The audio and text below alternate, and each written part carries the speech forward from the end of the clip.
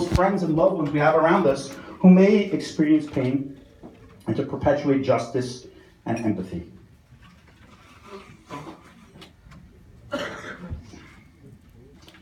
We ask ourselves, and we look around and we say, why was I born? If we look at why Mima was born, we see it very easily. We see it in her children. We see it in her grandchildren. We see it in the lives she affected of her children's friends, her friends, that of Elliot and his husband and the good deeds he does. And we see her ripple effect on our lives, on her family's lives, and in her community. We see it. So if we ask ourselves, why Cheryl Wexelman? The answer is very clear for us. And it's very positive. And it should put a smile on our faces. Just as she did so many times probably throughout our interactions with her. I'll leave you with one more thing. There's a question that our sages raise that's answered in the Tanya.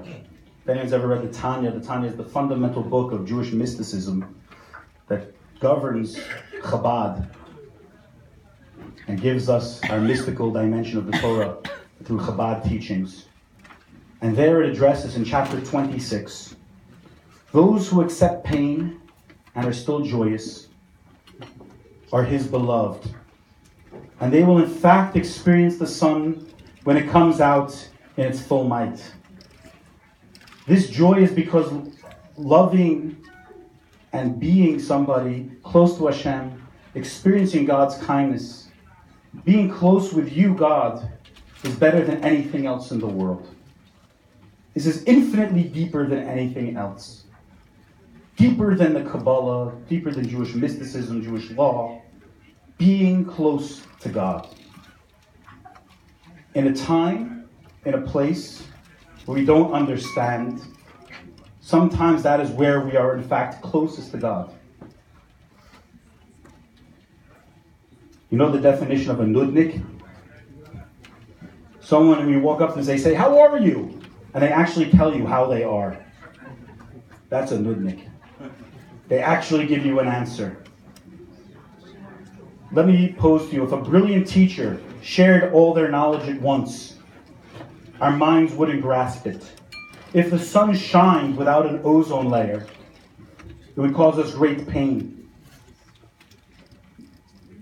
If we experience everything there is to experience viscerally, even the good, it would cause us great pain. So when God shares with you all of his essence, that's pain. He's unlimited and our vessels are broken.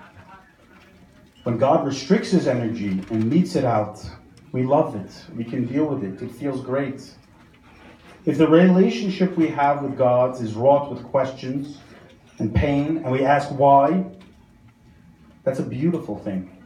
It comes from a closeness and a proximity.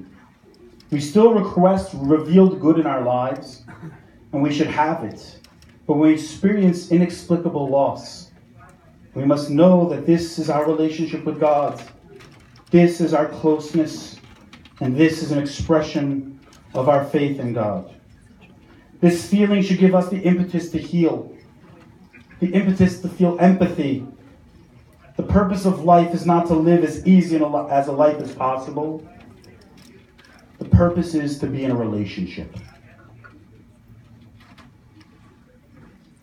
There was a Harvard study that just was posted online. For 75 years, people studied people's lives.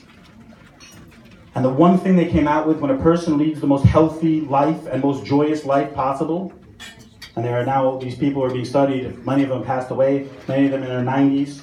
After 75 years, there's no study like it in the world. They said the one thing they have is a relationship. A relationship with family, with friends, and they exert themselves, even if it causes pain. And we have to do the same thing as Jewish people for God. Why was Cheryl born? To give us that closeness.